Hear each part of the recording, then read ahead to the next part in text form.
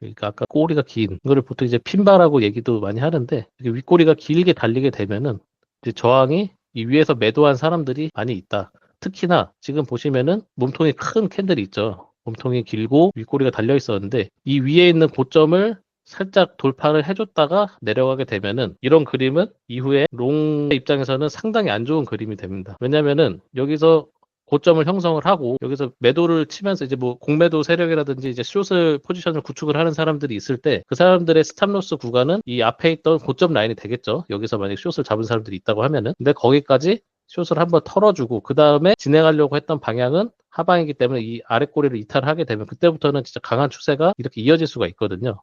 모양이 여기서도 도지가 이렇게 하나 있었죠. 도지가 하나 있으면서 이 형태를 그리면서 올라가고 있었는데 상단으로 이탈하는 듯 했으나 더 이상 고점을 높이지 못하고 도지 캔들이 형성된 다음에 도지의 하단을 이탈을 하게 된 다음부터는 추세가 하락으로 어느 정도 진행이 됐다. 이런 거는 이제 긴 캔들과 작은 캔들 간에 이제 세 개로 만들어지는 이제 패턴인데 모닝스타, 이브닝스타 이런 패턴들은 상당히 중요하기도 하고 많은 사람들이 보는 패턴 중에 하나인데 이렇게 하방으로 길게 캔들이 내려오고 작은 캔들이 생겼어. 그러면은 이 캔들 자체가 여기서는 이제 지지를 나타낼 수가 있는 거겠죠. 이렇게 강하게 밀었었는데 캔들이 작아졌어. 캔들이 작아진 거는 밑에서 누군가는 매수를 받쳐줬기 때문에 저 음봉에 대한 힘을 얘가 상쇄를 시키면서 이렇게 작은 캔들이 나온 거란 말이에요. 근데 만약에 이 작은 캔들이 나왔는데 그 다음 캔들에서 이전의 캔들을 넘어가는 이러한 강한 장대 양봉이 다시 나타난다. 그러면은 하락의 힘은 여기서 어느 정도 소진이 다 됐고 이제는 상승의 힘이 우세하다. 이렇게 생각을 해볼 수가 있겠죠. 이런 게 모닝스타. 저점에서는 모닝스타, 뭐 고점에서는 이브닝스타 이렇게 명명을 하는데 이게 근데 차트에서 실제로 보실 때는 절대로 이것만 보시고 매매를 하게 되면은 똑같이 나왔어도 계속 터지는 경우가 많이 있으실 거예요. 패턴은 이런 게 있지만 항상 이 패턴이 나타나는 위치랑 다른 RSI 지표라든지 다른 함께 참고할 수 있는 근거들을 종합을 해서 판단을 하셔야 돼요. 이 캔들 패턴 자체로도 너무 좋은 패턴이긴 하지만 이것만 가지고 매매를 하시면은 생각보다 승률이 잘 안 나오실 겁니다. 그래서 비슷하죠. 여기서도 이건 도지가 그냥 망치형, 뭐 영망치형 이런 걸로 바뀐 건데 어쨌든 중요한 거는 하락의 힘을 한번 지탱을 해줬고 그 지탱을 해준 힘이 이전에 강한 하락의 힘을 넘어가기 시작하면 그때부터는 추세 전환의 가능성이 이렇게 생각을 하시면 돼요. 아까 상단에서 망치형이 나왔을 때 여기서는 하단에서 역망치형이 나왔죠. 하단에서 역망치형이 나와서 꼬리가 달리고 더 내려갈 것 같은데 더 안 내려가고 여기서 조금만 머리를 만들면서 정지를 시켰어요. 그리고 이 뒤에 내려가면 하락의 힘이 우세를 한 건데 더 이상 내려가지 않고선 그 다음에 이거를 잡아 먹었단 말이에요. 이렇게 되면 지금부터는 어느 정도 브레이킹이 걸렸고 추세가 반전할 수 있는 가능성이 있겠구나 이렇게 생각을 해보실 수가 있는 거예요. 아까 저거 앞에서 보여드렸던 거는 캔들 3개로 보여지는 패턴이고 그리고 가장 많이 참고하는 것 중에 장악형 패턴 이제 고점 영역에서 양봉이 있었는데 그 양봉을 잡아먹어버리는 음봉이 강하게 나오면 요거는 이제 어느 정도 추세 전환의 시그널 중에 하나로 인식을 할 수가 있겠죠. 반전형 패턴으로서 이렇게 고점에서 저점에서 일단 장악형 패턴도 마찬가지로 위치가 가장 중요하고 그 위치가 그냥 고점인지 저점인지는 우리가 판별을 할 수가 없기 때문에 이전에 나타났던 차트의 흐름에서 확실한 저항대나 이제 지지되거나 이런 거를 구분할 수 있는 기준이 있을 때 거기서 또 이런 패턴이 나타났을 때 신뢰도가 더 높게 나타나겠죠. 뭐 관통형, 흑운형 이런 거는 장악형이랑 뭐 비슷한 그런 것들이고 솔직히 이런 캔들에 이제 뭐 여러 가지 이름들이 있어요. 여러 가지 이름들이 있는데 이런 이름들을 뭐 외우고 패턴들을 외우고 하는 건 중요하지 않고 이 캔들들이 형성되는 그런 과정에 이제 시장의 심리를 이해를 하실 수 있는 그게 되게 중요해요. 여기서도 뭐 보면은 셀 시그널이 나타났는데 캔들이 점점 작아지면서 힘이 약해지죠. 위에 꼬리도 달리고 점점 저항이 들어오면서 이제 매도 간의 균형이 점점 맞춰지고 있다 생각을 할 수 있고 그리고 캔들이 작아진 다음에 그 캔들을 강하게 이탈을 하게 되면은 어쨌든 간에 여기까지 올렸던 매수의 힘이 이제 어느 정도 빠졌고 이제는 반대 방향으로 가려고 하는 힘이 우세해졌구나 이렇게 신호를 생각을 하시면서 패턴을 같이 보시면은 굳이 이름 같은 거 외우지 않아도 그 흐름을 아실 수가 있습니다. 앞에 있던 전고점 영역에서 꼬리가 달리면서 캔들이 작아졌고 그 다음에 장악형 캔들이 나타나면서 앞에 있던 캔들을 먹었죠. 그리고 나서는 어느 정도 조정이 이어졌었고 근데 이제 위치가 중요하다고 말씀을 드렸는데 그 위치랑 또 같이 가장 중요한 내용 중에 하나가 반드시 추세 분석이랑 같이 하셔야 돼요. 캔들을 보실 때는 지금 이제 상승 추세에 있어요. 저점이 점점 높아지는 상황이고 고점도 점진적으로 높아지는 상황이고 그러면은 상승 추세인 상황에서는 이제 거기서 하락 가능성을 보여주는 시그널이 나타날 때 매도를 치면 안 되겠죠. 그러니까 지금 진행되는 추세 방향에 반대가 되는 시그널들이 그 상승하는 과정에서 수도 없이 나타날 거예요. 그 수도 없이 나타나는 반대 역추세 시그널들을 어느 정도 필터링을 하면서 추세 방향에 맞는 상승 추세일 때는 상승 반전형 패턴이나 캔들이 나왔을 때 그럴 때가 매수를 할 수 있는 그런 포인트들이 되겠죠. 근데 추세를 정의를 하시려면 이것도 어차피 기술적 분석의 하나로서 지지 저항이랑 다우 이론이라든지 어느 정도 그 추세를 수 있는 자신만의 근거를 가지고서 매매 계획을 세우시는 게 좋아요. 그래서 추세 방향으로 그 방향에 맞는 패턴을 보시고 매매를 하시면 상당히 좋다.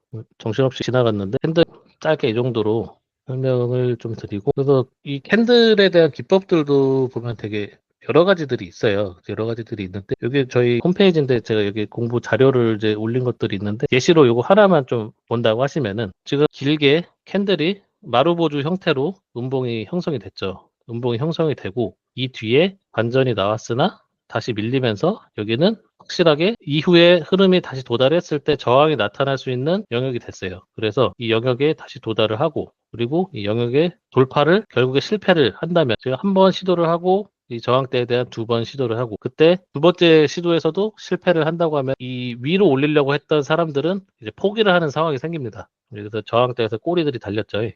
꼬리들이 달려가지고 포기를 하고 그러면은 어쨌든 이 내려가는 과정에서도 이렇게 추세선을 설정을 하면서 여기서 지지를 받아줄 수 있는 그런 가능성이 있던 구간들이 있어요. 근데 여기가 밀려서 내려가기 시작한다. 그러면은 이때는 우리가 롱 포지션을 잡고 있었다고 한다면은 무조건 손절을 해야 되는 절대적으로 손절을 해야 되는 그러한 위치가 되는 자리가 되겠죠. 이런 거를 좀 보실 수가 있어야 되는 거예요. 그래서 불 플래그, 베어 플래그 이런 것들 들어보셨죠? 여기서는 보면은 베어 플래그를 형성을 했단 말이 베어 플래그를 여기서 형성을 했단 말이에요. 했는데 베어 플래그 하단을 이탈을 했는데도 나는 앞으로 이게 올라갈 거야 이런 믿음을 가지고선 홀딩을 하면은 이후에도 계속 고통을 받고선 장기간 힘들 가능성이 높다. 잘라내야 될 때는 반드시 잘라내고 그리고 저항이 나올 자리에서는 이런 데서는 만약에 뭐 이렇게 흐름이 이 과정에서 뭐 사서 롱을 만약에 샀다고 하면은 분할익절을 날릴 수 있는 포인트들은 이런 가까운 저항대가 되거든요. 그런 데서 뭐 가까운 저항대에서 분할익절을 날리고 뚫리게 되면은 나머지 비중은 그냥 손절을 하고 이런 식으로 트레이딩을 할 때 기준을 세우는 것이 가장 중요하다. 그래서 제가 캔들 정도까지만 일단 말씀드리려고 하고 그 프라이스 액션에 대해서도 설명을 드리면 좋겠는데 그거는 이제 이 프라이스에 대한 것도 되게 깊이가 엄청 깊어가지고 겉핥기로만 하자고 하면은 되게 간단하고 깊게 하자고 그러면은 너무 힘들고 너무 이제 깊어지고 그런 부분이 있어가지고 나중에 따로 기회가 생기면은 프라이스 액션에 대해서 소개를 하면서 기본적인 매매 셋업 같은 거에 대해서 설명을 해드리는 시간을 가져볼 수 있을 것 같고 그리고 이제 가격이 움직이는 그 원리가 있어요. 가격이 위로 올라갈지 아래로 내려갈지 어떻게 보면 이제 지금 현 시점에서 내가 봤을 때 가능성은 50대 50이란 말이죠. 오르든가 내리든가. 근데 그 퍼센트의 확률에서 나는 계속 손실을 본다 하는 거는 그 방향에 대한 움직이는 원리에 대한 감각이 없기 때문에 그런 거거든요. 아니면은 매매 방식이 잘못됐다든가 그 가격이 움직이는 원리에 대해서도 나중에 좀 소개를 해드리려고 하고 그 트레이딩 뷰 이런 차트를 볼 때 뭐 거래소에서 그냥 보셔도 돼요. 거래소에서도 이제 트레이딩 뷰 같은 것이 다 세팅이 보통은 돼 있어가지고 거기서 이런 도구들을 사용하실 수가 있는데 그렇다고 하더라도 좀 깊이 있게 차트를 나름 분석을 하고 이렇게 해보고 싶다 하면은 이 트레이딩 뷰라는 프로그램을 꼭 쓰셔가지고 사이트를 꼭 이용을 하셔가지고 여기서 이것저것 줄도 그려보고 하시면서 심층적으로 분석을 해보는 것을 추천을 드리겠습니다. 지금 거의 다 됐으니까 여기까지 말씀을 음, 여기까지 말씀을 드릴까 하고 이거는 그냥 최근의 비트 흐름인데 지금 여기서 보면 이 빨간 선이 있죠. 빨간 선이 있고 올라가는 사선이 있고 이런 선에서 지지 반응이 계속 나타났을 때 여기는 실한 지지 구간이었는데 이 지지 구간이 이탈을 하고 다시 반등을 했을 때 여기가 돌파되지 못한다고 한다면은 지금 구간에서는 가능성이 높은 거는 이 상단에 있는 이 캔들이 많이 뭉쳐서 싸우던 이 구간 자체가 매물대를 강하게 형성을 했기 때문에 이 매물대 밑으로 이탈을 했다는 것은 얘가 여기를 위로 뚫고 올라갈 가능성보다도 하방으로 내려갈 가능성이 더 커졌다 생각을 해볼 수가 있겠죠. 보시면 앞에 있었던 그 하단에 매물대를 형성했던 이 구간에서 고점 구간이 지금 요만큼 남았어요. 그러면 이 캔들이 여기서 위로 가서 올라가는 게 이 차트를 움직이는 세력들의 입장에서 한번 생각을 해봤을 때 밑을 찍고 가는 게 편할까? 아니면 위로 올라가서 이거 뚫고 가는 게 편할까? 이런 거를 한번 생각을 해보시면은 일단 구조를 파악을 하고 그 구조에서 어느 방향으로 가는 게 더 쉬운 길이 될 수 있을까 그런 거를 생각을 해보시면은 그 앞으로 그 방향을 설정하는 데 있어서 좀 도움을 많이 받으실 수 있을 거라고 생각이 됩니다. 여기까지 얘기할게요. 여기까지 얘기하고 뒤에 이제 알트헌터 형님께서 이제 그 상폐되는 코인들에 대한 설명을 좀 해주실 건데, 근데 보통 업비트에서 투자들을 많이 하시니까 이제 이걸 존버를 해도 되는지 계속 가지고 가도 되는지 그런 거에 대한 판단을 하려면은 어느 정도 코인에 대한 그 분석을 할 수 있는 능력은 있어야 돼요. 제가 아까 그 기술적 분석을 얘기를 하면서 코인에서 펀더멘털은 코인에서 가치를 판단할 수 있는 기준은 없다. 제가 말씀을 드렸지만 그거는 가치를 판단할 수 없는 기준이 되는 거고, 이 코인이 개똥인지 아니면은 알짜배기인지 그거는 어느 정도 판단을 할 수 있는 그런 능력은 또 있어야 되거든요. 그래야 장투를 할 수가 있고, 어쨌든 똥을 피해야 되기 때문에 그 똥을 피하는 거에 대해서 형님께서 이제 설명을 해주실 것 같습니다. 네, 어떤 뜻을 받겠습니다.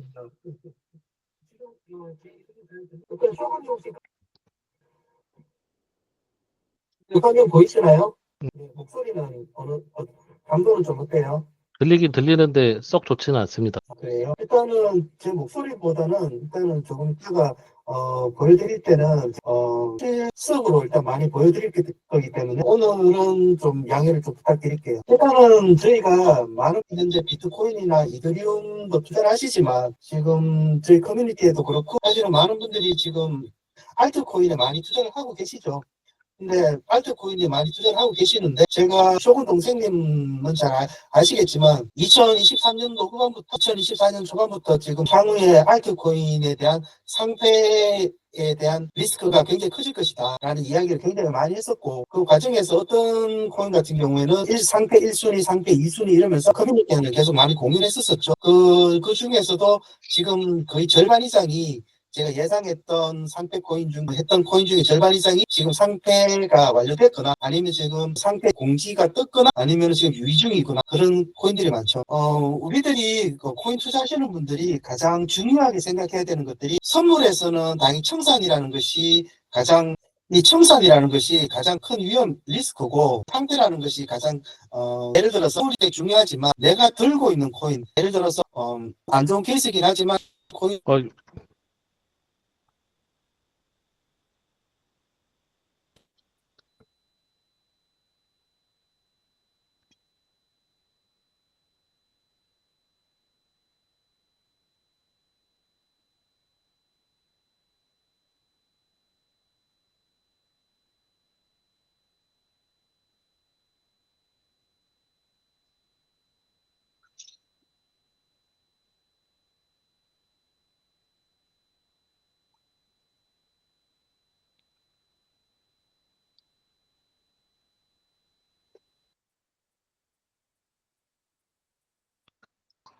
내가 얘기하는 게 거의 지금 다 안 들렸겠네. 중간에 내가 얘기를 한참 하다가 끊기더라고요. 일단은 맞습니다.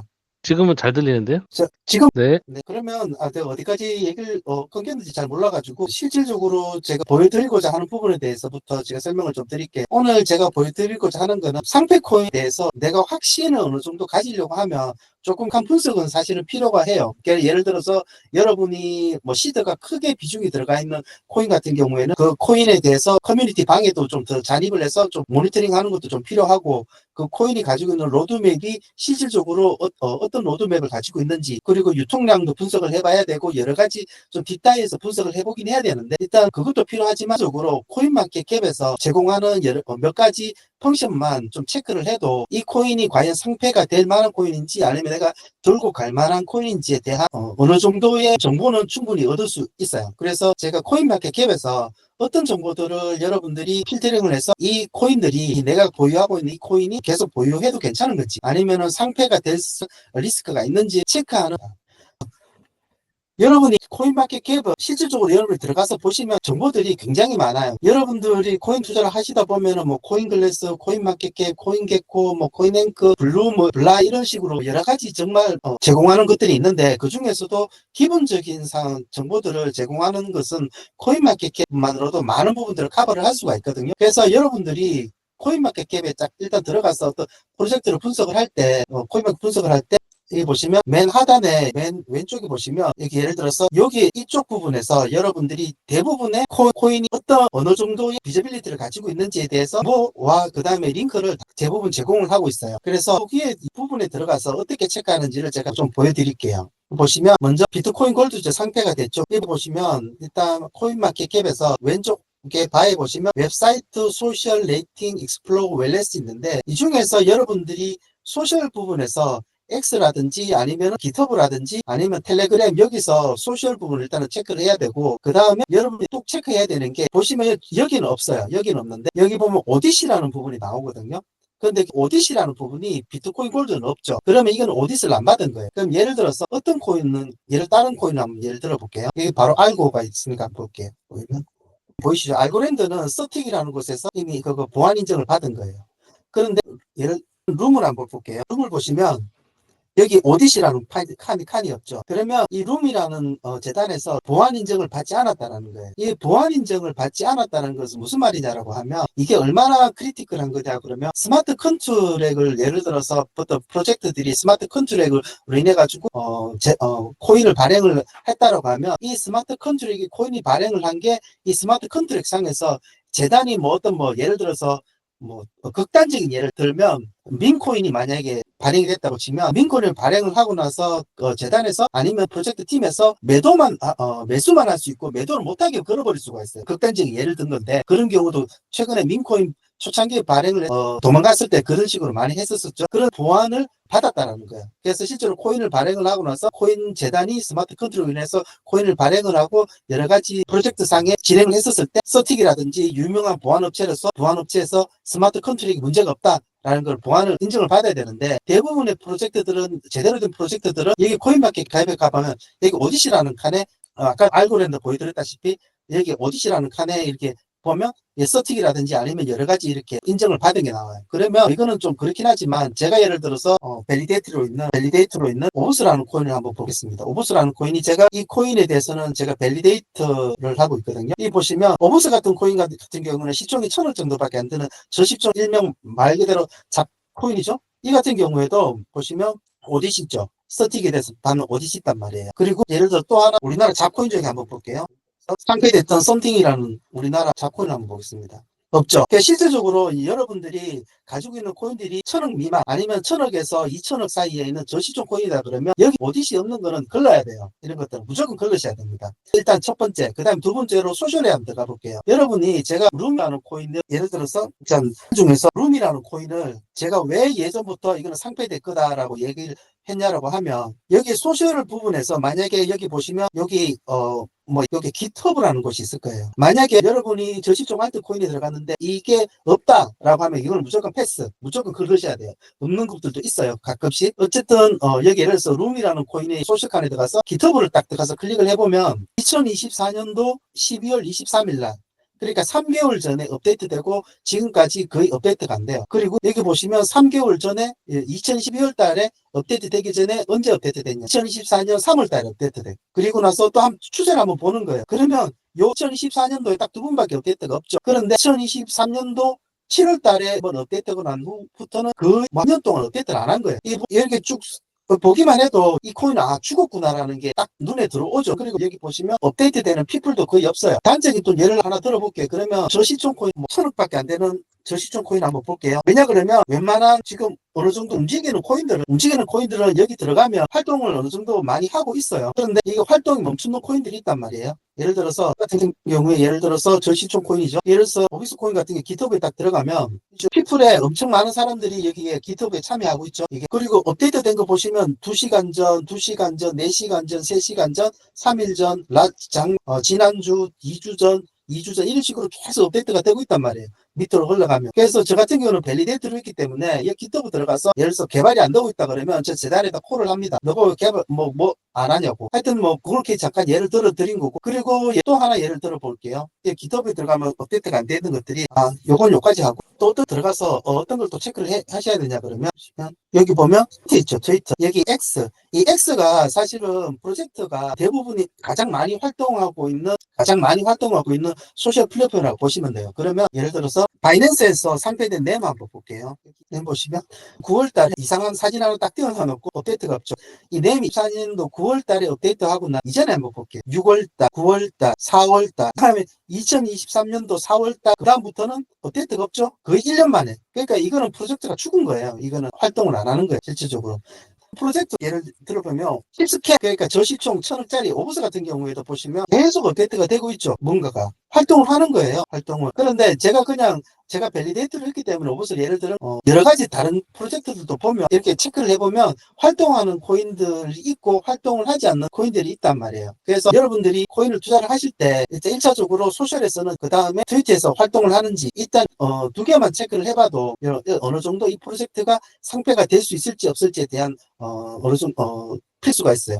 그 다음에 조금 약간 조금 더 보고 싶다라고 하면 예를 하나 들어볼게요. 상패된 비트코인 골드를 한번 보겠습니다. 자, 비트코인 골드 보면 여기 웹사이트가 있죠. 여기 보면 웹사이트가 있는데 제가 비트코인 골드는 1순위로 무조건 상패될 거라고 얘기했던 이유가 아까 얘기했지만 기터브도 업데이트가 안 되어 있고 트위터에서도 거의 업데이트가 안 되어 있기도 한데 가장 결정적으로는 홈페이지 들어가 보시면 홈페이지가 로드맵이 2021년도부터 중단되어 있어요. 그러니까 실질적으로 아무것도 하지 않는다는 거지. 이거 같은 경우에는 차트로 뭐 여러 가지 흘러가고 있다 하더라도 만약에 내가 좀 물려있다라고 하면 비트코인 골드가 예를 들어서 고점에 물려있다라고 하면 이런 상황을 보면 내가 어느 정도 반등이 나왔을 때 나가야 되는 출구 전략을 여러분들이 세웠었어야 돼요. 상패가 되기 전에. 이 보시면 로드맵이 올려놨던 게 2021년 이후로는 업데이트가 안 되어 있다라는 거는 이후로 프로젝트가 거의 죽었다라는 거를 이제 판명할 될 수가 있죠. 이거 보시면 전반적으로 봐도 변경된 사항이 홈페이지 상에 전혀 업데이트가 안 되어 있고 이런 부분들. 그리고 또 하나 예를 들면 제가 이거는 약간 조금 디깅해서 좀 보긴 해야 되는데 제가 예를 들어서 좀 상패에 대한 우려가 있는 게 뭐가 예를 들어서 POWR. 여러분이 이건 얘니까 여러분 지금 계시는 분들 중에서 파워레저를 가지고 계신 분들은 조금 디깅해서 보세요. 그래서 파워레저 보유하고 계신다라고 하면 제가 만약에 파워레저를 가지고 있다라고 하면 가정은 웹사이트에 딱 들어가 봅니다. 웹사이트 딱 들어가 보면 얼마 전에 블록체인 보시나요? 파워레지 is now integrated with Solana mainnet. 파워레지가 솔라나 메인넷으로 지금 현재 인테그레이트 돼 있다라고 이렇게 홈페이지 상에 나와 있잖아요. 그러면 여기 딱 들어가 보면 여기 코인마켓캡에 아직까지 익스플로러가 솔라나가 없단 말이에요. 익스플로러가 이더가 그 다음에 아직까지 업데이트가 지금 이더 쪽에 홀더가 파워레지가 보시면 이 컨트랙에 지금 홀드 보유가 25, 여기에 22, 여기에 이거 두 개 다 합치면 그 개의 주소에 파워레츠가 거의 거의 한 80% 가까이를 한 75% 가까이를 이 세 개의 주소에 있고 이더에 있고 그런데 이상하잖아요. 예를 보면 분명히 홈페이지에는 파워레츠가 솔라나 메인넷이라고 돼 있다라고 하는데 여기 정보를 보면 솔라나 메인넷으로 인테그레이션 되고 난 후에 여기에 대해서 어떤 정보가 지금 업데이트가 되어 있지 않단 말이에요. 그리고 나서 좀 이상하네 그런 일좀 느낌이 들면은 여기 소셜이라든지 파워레츠 10만도 안 되죠. 이거 10만 업데이트 되는 상황들을 조금 퀄리티를 좀 보는 거예요. 예를 들어서 빈도수라든지 아니면 업데이트하는 퀄리티를 좀 쭉 보는 거예요. 뭔가 좀 제가 봤었을 때는 굉장히 쓰잘데기 없는 정보들이 계속 올라오는 것 같아요. 여기 보시면 뭔가 프로젝트에 대한 뭔가를 하겠다라는 건 없고 그래서 제가 이전에 쭉 훑어봤는데 여기에 어떤 솔라나로 메인넷으로 인터그레이션 하고 난 후에 정보도 굉장히 부족하고 그래서 여기에 올라오는 소셜의 플랫폼들 X 플랫폼에 정보가 올라오는 빈도수 그 다음에 여기 정보에 대한 퀄리티 이런 것들을 이제 분석을 해봐야 되고 그 다음에 같은 경우에는 저도 보니까 오디트를 받은 게 없죠. 오디트를 받은 게 없단 말이에요. 여기에 제가 이제 정리를 해서 말씀을 드릴게요. 그래서 말씀을 드리면 먼저 여러분 제가 여기 보시면 이게 제가 작년 2024년 초반부터 제 커뮤니티에 3번 말씀드린 건데 1순위 비트코인 골드, 2순위 비트코인 골드, 램, 룸, 디카, 2순위에 웨이브, 왁스, 토카마, 스팀 달러, 솔라, 그 다음에 이제 아더 이렇게 이제 제가 말씀을 드렸는데 여기에 있는 것들 중에서 1순위 같은 경우에는 제가 기본적으로 제가 방금 말씀드렸던 이런 기본적으로 분석을 했었을 때에 다 걸렸던 거예요. 예를 들어서 비트코인 골드는 웹사이트, 그 다음에 기터브, 그 다음에 커뮤니티 다 걸린 거고 램 같은 경우에 기터브에 안 올라온 지 벌써 한 몇 년 됐고 X 활동 안 한 지 벌써 2년 안 한 지 벌써 1년 됐고 룸 같은 경우에 또 다 걸리고 디카는 최근에 메인넷 하면서 업계에 또 마케터 또 고용해가지고 하시기는 하는 것 같은데 디카 같은 경우에도 이전까지는 X 활동도 거의 없었었고 그 다음에 기터브에는 안 올라온 지 한 몇 년 됐었고, 홈페이지도 업데이트 안 한 지 한 1년 이상 됐었고, 이런 식으로 1차적으로 필터링이 다 됐었던 거란 말이죠. 그래서 이제 정리를 해서 말씀드리면, 여러분들이 코인을 투자를 했었을 때, 특히 저시총 코인을 투자를 했었을 때에는 코인마켓 캡을 들어가서 커뮤니티가 활성되어 있는지 먼저 1차적으로 체크를 해라. 그 다음에 두 번째 통해서 개발 활동이 지속적으로 이루어지고 있는지를 체크를 해라. 그 다음에 세 번째로는 홈페이지하고 그 다음에 그 재단이 그 코인이 가지고 있는 로드맵이 일치를 하는지 체크를 해라. 그 다음에 네 번째로 가장 중요한 그 저시총 코인 같은 경우 시총이 한 3천억, 4천억 넘어가는 것들은 대부분의 7, 80% 이상들은 여러분이 코인마켓에 가서 체크를 해보시면 7, 80% 이상들은 오디스를 다 인정을 다 받았어요. 어떤 코인 같은 경우에는 서틱이 가장 유명하니까 서틱에서 받은 것도 있고 그 다음에 뭐 에이다라든지 아니면 기도부 활동을 굉장히 업데이트 많이 하는 곳 같은 경우는 한 두세 군데 업체에서 보안 인정을 받았던 곳이 많기 때문에 뭐 3, 4천억, 5천억 뭐 이런 좀 어느 정도 시총이 되는 코인들 같은 경우에도 뭐 물론 봐야 되겠지만 특히 2천억 미만, 1천억 미만 저시총 코인들은 무조건 보안 인정을 받았는지 체크를 해라. 요것만 1번부터 4번까지 이것만 여러분들이 체크를 하셔도 저시총 코인 특히 알트 코인들 중에서 내가 가지고 있는 보유하고 있는 코인이 지속적으로 보유를 해도 괜찮은 건지 대한 1차적인 필터링은 충분히 가능하다 말씀을 드리고 싶습니다. 감사합니다. 자, 일정을 했던 게 일정을 잡았는데 반까지 저희가 이제 강의를 하고 한 30분 정도는 쇼군 동생님하고 저한테 질문 있으시면 질문을 받고 답변을 드리고 마무리하는 걸로 저희가 일정을 잡았거든요. 그래서 지금 한 10시 27분인데 여러분 혹시 쇼군 동생한테 질문 있으시면 마이크 켜시고 편안하게 질문을 주셔도 되고 아니면 여기 메시지에다가 질문을 남겨주시면 쇼군 동생이나 제가 답을 좀 드리도록 하겠습니다. 혹시 없으면 제가 잠깐만 하나만 말씀을 좀 드릴게요. 여러분들이 흔히 여기 계시는 분들 이제 한 10분 정도 남아 계시는데 제가 여러분들한테 드리고 싶은 말이 상승장일 때 여러분들이 다 돈을 벌 거겠죠. 그런데 실질적으로 상승장일 때 돈을 버시는 분들이 생각보다 많지 않아요. 왜 그럴까요? 들어볼게요. 예를 들어서 이게 상승장이라고 쳐요. 그러면 아까 쇼군 동생이 예를 냈던 게 프라이스 액션이 예를 들어서 액션을 얘기를 하셨는데 저점을 놓치고 고점을 높이는 게 이게 뭐 일종의 예를 들어서 다우 이론이라고 하는데 이론은 이제 기본적인 거예요. 그런데 기본적인 건데 이런 식으로 뭐 표현을 잠깐 얘기를 했기 때문에 이게 뭐 프라이스 액션 중에 하나라고 보고 예를 들어서 상승장이 예를 들어서 올라갔다 내려가고 올라갔다 내려가고 올라갔다 내려가고 하고 있잖아요. 그러면 여러분들이 기본적인 예를 들어서 이 선을 못 긋는다라고 했었을 때 예를 들어서 기술적으로 가장 기본적으로 그러면 코인 처음 투자하시는 분들이 왜 상승장일 때 돈을 잃냐 그러면 올라가네 여기서 사고 내려가네 여기서 팔고 올라가네 사고 내려갈 때 팔고 올라갈 때 사고 내려갈 때 팔고 그러면 나중에 상승장 끝날 때 보면 가격은 이만큼 올라가져 있는데 여러분들은 이어서 시드가 다 갈리는 거예요. 그러면 이 시드가 갈리는 거를 여러분들이 어느 정도 방지를 하기 위해서는 매매의 기준이 있어야 되겠죠. 그 매매의 기준을 하는 거는 결국은 기술적 분석이 결국은 답이에요. 기술적 분석이 정답이라는 게 아니라 여러분들이 상승장에서 시드를 보존을 하고 결국에 나중에는 유의미한 수익을 내기 위해서는 이런 기술적 분석이 필요해서 꼭 공부를 해라는 거를 제가 한번 말씀을 싶었습니다. 없으시면 질문이 없으시면 어떡할까요? 아니요 가시네.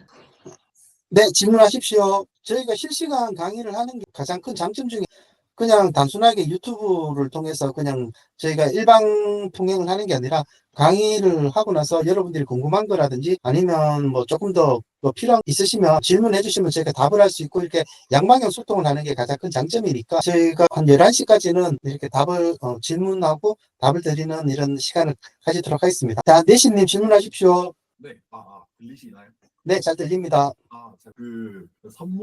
저는 선물을 하고 있거든요. 근데 12월 달까지 차트를 보면서 매매를 좀 열심히 했었어요. 그러다가 이제 3개월, 4개월 쉬었다가 이제 다시 하려고 하는데 이게 기존에 하던 것들이 전부 다 좀 쉬었더니 기존에 하던 게 하나도 기억이 안 나고 이제 차트를 봐도 뭐부터 해야 될지 아예 제가 잘 모르겠더라고요. 그런 거에 있어서 조언을 얻고 싶어요. 동생이 먼저 좀 얘기를 해주세요. 요점은 선물 트레이딩을 하는데 한 몇 개월 동안 공백 기간이 있다가 다시 들어오니까 어떻게 어디서부터 이렇게 시작해야 될지 잘 모르겠다라는 그런 질문이신 것 같아요. 아, 네, 맞아요. 맞아요. 뭐, 루틴이라든지, 네. 일단 저부터 말씀을 드리면 당장에 예를 들어서 시드를 가지고 저는 트레이딩을 하는 거는 조금 비추천드리고요. 비추천드리고 큰 범위를 일단은 좀 봤으면 좋겠어요. 혹시 먼데이 레인지라는 혹시 용어를 혹시 아시나요? 아, 네. 네. 네네. 그러면 먼데이 레인지라는 그 용어를 알고 계시니까 어느 정도의 이제 차트에 대한 기법은 조금 익숙하신 것 같으니까 예를 들어서 지금 당장에 트레이딩을 하는 것보다는 먼데이 레인지라든지 아니면 먼데이 레인지를 통해서 예를 들어서 다 내일이 이제 월요일이잖아요. 그러면 네. 뒤에 내가 트레이딩을 하는 범위를 세워놔놓고 거기에 중요한 기점을 중요한 라인을 안에서 손절 아니면은 이제 손절이라든지 아니면 수익을 내는 를 정해서 최대한 범위를 좀 좁혀서 수익을 낼 수 있는 방향, 그러니까 좀 자신감을 얻을 수 있는. 그 예를 들어서 트레이딩을 공백을 가졌다가 처음에 트레이딩을 하기 힘든 부분이 자신감이 떨어져 있어서 그런 경우가 많거든요. 자신감을 회복하는 게 일단은 가장 중요하기 때문에 내가 과거에 예를 들어서 내가 트레이딩 오래 하셨다라고 하면 내가 과거를 복기를 해서 내가 가장 자신 있었던 패턴이 있으면 그거를 최대한 리마인드를 해서 그거를 위주로 하는 게 좋고, 그 다음에 먼데이 레인지라든지 아니면 그거를 통해서 좀 범위를 좀 클리어하게 축소를 시켜서 확률을 높여서 작은 금액이라도 예를 들어서 프로핏을 조금 내보는 거. 이제 그게 일단은 필요할 것 같아요. 자신감을 다시 회복하는 거. 일단 그게 일단 필요하고. 먼데이 레인지로 그 주의 매매 범위와 틀을 잡아놓는 거 되게 좋은 것 같습니다. 먼데이 레인지는 무조건 해야 돼요. 아, 하시는 분은. 아, 쇼군도 좀 얘기하세요. 목소리 나가나요? 들려요. 나 목소리 안 나가는 줄 알고 있었네. 아, 이제 들려요. 아까 말하는 거 안 들렸나? 안 들렸어. 네, 아까는 안 들렸어요. 나 말을 하고 있는데 갑자기 막 딴 얘기를 들어가지고 지금 오랜만에 하시는 거면은 원래 기본적으로 타임프레임 몇 분 썼어요? 30분, 1시간, 4시간, 날봉, 주로 쓰는 건 이렇게. 그 정도면은 이제 선물에서는 이제 거의 스윙에 가까운 이제 타임프레임인데 네. 1분봉부터 그러니까 시드를 이제 거의 그냥 이제 개미 시드 넣어가지고 1분봉부터 해가지고 좀 그 흐름을 익히는 게 좋을 것 같아요. 1분봉 이거를 큰 캔들 기준으로 돌려가면서 보지 말고 1분봉만 딱 켜가지고 그 1분봉 제한된 범위 안에서 지지저항만 체크하고 라인 같은 거 좀 그어놓고 그 안에서 이제 그 반응들만 보면서 다시 찾는 거지. 아, 그거 하니까 예전에 좀 비슷하게 했던 게 생각나는 게 빠르게 익힐 때 제가 5초봉, 15초봉, 30초봉 이렇게 좀 익혔었어요. 그게 좀 도움 많이 됐었어요.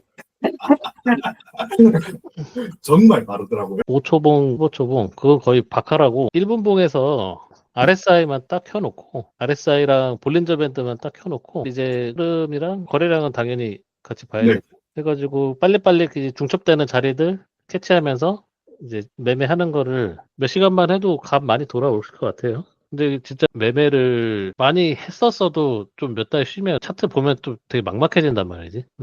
좀 진짜 쉬면 안 되는 것 같아. 매매는 계속 해야 될 것 같아. 네, 이게 피다가 다시 보니까 하얀 거는 롱 캔들이고 검은 거는 내려가는 캔들이 음봉 캔들인데 근데 이게 어떻게 된다는 게 이렇게만 보고 있구만. 낸시님은 지금까지 매매일지 혹시 작성을 하셨어요? 아, 아니요. 그래서 매매일지가 되게 중요해요. 그래서 예를 들어서 저 같은 경우는 매매일지를 작성을 하거든요. 아마 쇼군 동생도 매매일지를 작성을 하고 있을 거예요. 네. 매매일지를 작성해야 되는 가장 큰 이유 중에 하나가 내가 가지고 있는 매매에 대한 경험을 논리적으로 이론적으로 계속 축적시켜 나갈 수 있어요. 그러니까 매매일지가 작성을 하시는 분하고 안 하시는 분은 나중에 실력 차이가 엄청나게 크게 차이가 납니다. 그러니까 예를 들어서 이제 내시님이 3개월, 6개월 쉬었다 하더라도 과거에 매매일지가 작성되어 있으면 그거를 복귀하는 것만으로도 충분히 크게 도움이 되고 지금부터라도 매매일지는 꼭 작성을 하시는 것을 추천을 드려요. 그런데요. 과거에 내가 했던 근거 그리고 눈으로 봤던 그런 타점들이 기록이 되어 있을 테니까 그걸 그리고 트레이딩 뷰를 통해서 예를 들어서 하고 있다라고 하면 트레이딩 뷰에서 지지, 저항, 매물대 이런 거를 다 체크를 해 놓으셨을 거 아니에요. 네, 그렇죠. 그런데 지금 들어가 보면 그게 다 지워져 있죠. 그대로는 있는데 틀려졌죠. 이제 시간이 많이 지났기 때문에. 그렇죠. 그러면 이거는 나중에 쇼군 동생이랑 저랑 나중에 트레이딩 뷰 강의를 좀 할 때 조금 설명을 드릴 부분인데 오브젝트라는 툴을 이용을 해서 거기 카테고리별로 해서 내가 과거에 선을 그어 놓았던 거 아니면 채널링을 해 놓았던 것들 아니면 매물대 체크해 놓은 것들 아니면 가격 표시해 놓은 것들을 이렇게 카테고리에서 좀 매매일지 비슷하게